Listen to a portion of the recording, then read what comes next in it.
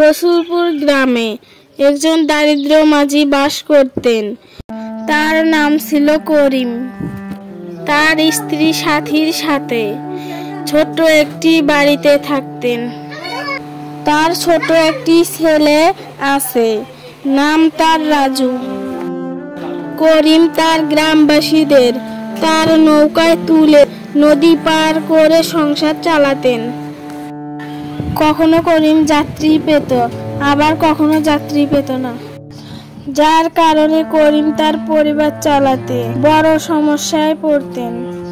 প্রতিদিনের মতো করিম নদীর ঘাটে যায়। সকাল থেকে করিম একজনও যাত্রী না পেয়ে বলে, সকাল থেকে একজন যাত্রীও আসেনি, আমি সকাল থেকে একাই বসে আছি। আমি আরো কিছুক্ষণ অপেক্ষা করব, যদি কোনো যাত্রী আসে। গতকালের মতো আজও যদি খালি হাতে ফিরে যাই, তাহলে স্ত্রী আর রাজুকে কি বলবো? হে আল্লাহ, দয়া করে কিছু একটা করো। এখন প্রায় সন্ধ্যা হয়ে গেল, কিন্তু এখন পর্যন্ত একজনও যাত্রী আসলো না। যদি এইভাবে চলতে থাকে, আমি কিভাবে আমার পরিবারের দেখাশোনা করব? সূর্য ডুবে যেতে চললো, এখন আমার বাড়ি যাওয়া উচিত। আমি জানি না আজ আমার স্ত্রীকে আমি কি বলবো। আমি যখন বাড়ি যাব, তখন তাকে কেমনে বলবো যে একজনও যাত্রী আসেনি? একথা বলে করিম তার বাড়ির দিকে রওনা দিল। বউ, আজও আমার নৌকায় একজনও যাত্রী আসেনি, আমি 1 টাকাও আয় করতে পারিনি।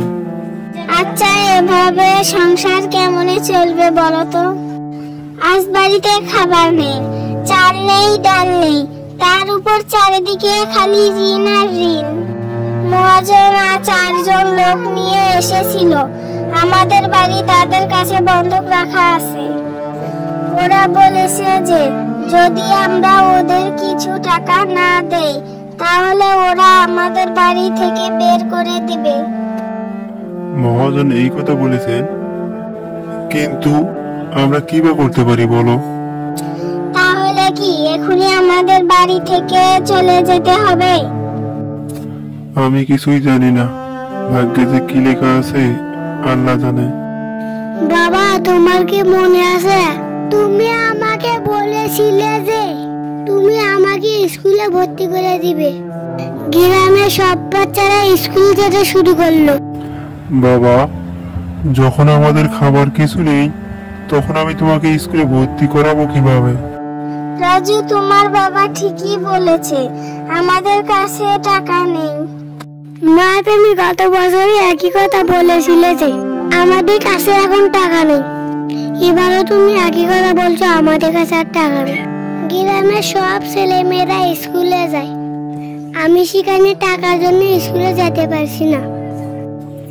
ঠিক আছে বাবা, আমি তোমাকে কাল স্কুলে ভর্তি করিয়ে দেবো। ঠিক আছে বাবা, আমি আমার বন্ধুদের কাছে এটা বলবো। এই বলে রাজু সেখান থেকে চলে যায়। তুমি রাজুকে কেন মিথ্যা কথা বললে? তুমি কিভাবে ওকে স্কুলে ভর্তি করাবে? আমাদের কাছে তো একটা টাকা পয়সাও নেই। আমি কি আর করতে পারতাম? আমি তাকে খুশি করার জন্য মিথ্যা কথা বলেছি। চলো আজ রাতটা এই বিছানায় ঘুমিয়ে কাটাই। আমি জানি না আগামী দিন এই বিছানাটা পাবো কিনা। বুঝলে বউ, আমি কেমন বাবা যে আমার ছেলেকে ঠিক মতো মানুষ করতে পারছি না। গ্রামের সব ছেলে মেয়ে স্কুলে যায়, লেখাপড়া করে, কিন্তু আমাদের ছেলে স্কুলে যায় না। তুমি একদম ঠিক বলছো। আমার মাঝে মাঝে মনে হয় যদি আমাদের অনেক টাকা থাকতো, তাহলে আমরা আমাদের মতো গরিবদের দান করে দিতাম। আমি প্রতিদিন এইরকম ভাবি।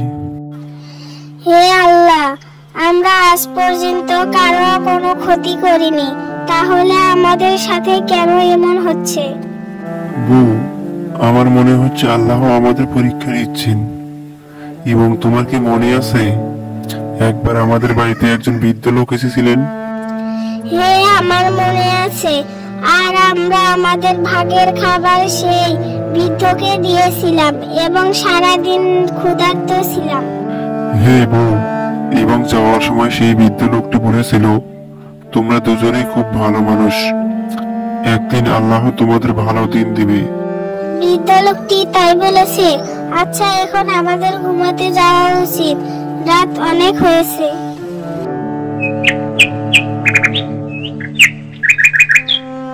বউ, এখন আমি নদীর তীরের দিকে যাচ্ছি।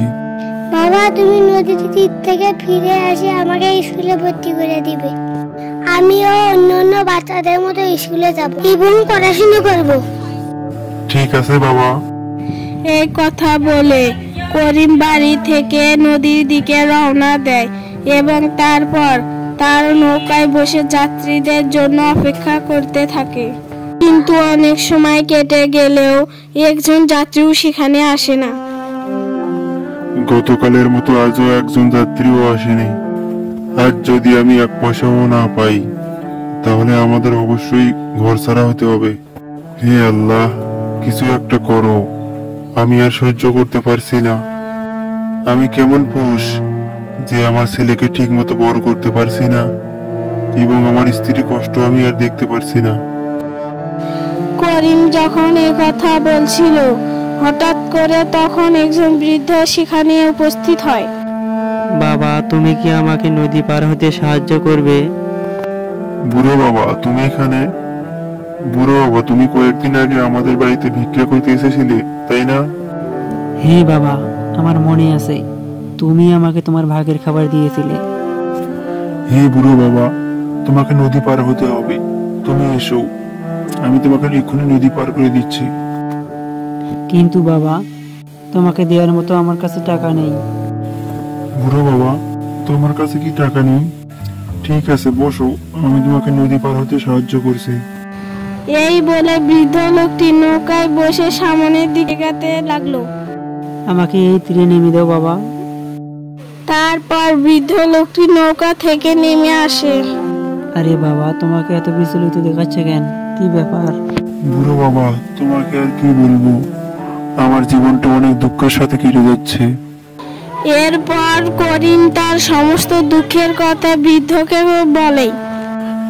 আমার ছেলেকে স্কুলে ভর্তি করার জন্য আমার কাছে যথেষ্ট টাকা নেই।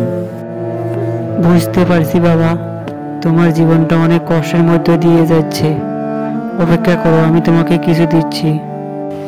বৃদ্ধ লোকটি তার ঝুলি থেকে একটি পাত্র বের করে করিমকে দেয়।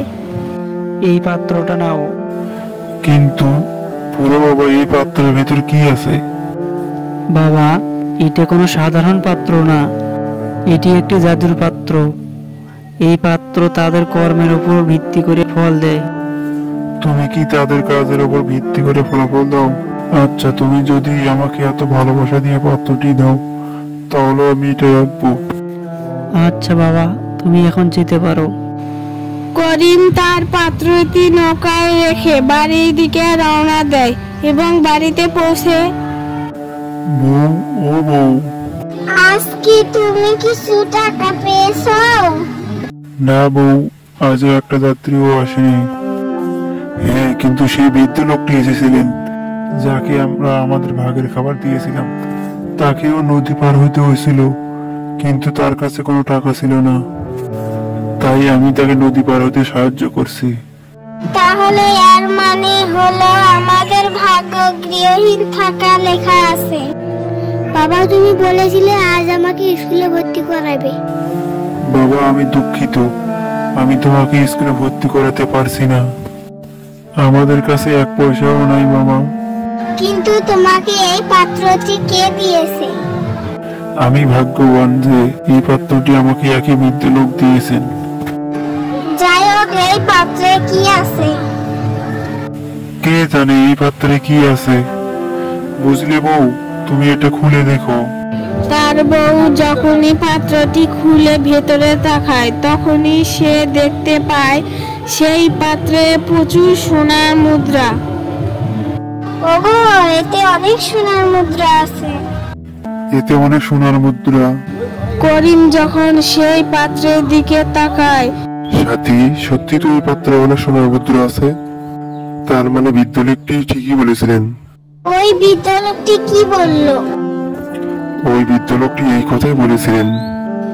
আমি তোমাকে বলেছিলাম না, আমরা আজ পর্যন্ত কারো ক্ষতি করিনি, তাই আমাদের সাথে কখনো খারাপ কিছু ঘটবে না। আজ আমরা আমাদের সৎকর্মের ফল পেয়েছি। বাবা, তুমি এখন আমাকে স্কুলে ভর্তি করে দিবে? হ্যাঁ বাবা, অবশ্যই দেব। আমরা এত সোনা দিয়ে কি করব? আমরা এই স্বর্ণ সেই সব বাবা মায়ের সন্তানদের স্কুলে ভর্তি করাবো, যারা আমাদের মতো তাদের সন্তানদের শিক্ষিত করতে অক্ষম। হ্যাঁ সাথী, তুমি ঠিকই বলেছো, আমরা ঠিক এটাই করব। এইভাবে করিম ও সাথীর দুঃখের দিনগুলো কেটে যায় এবং তাদের সুখের দিন আসে।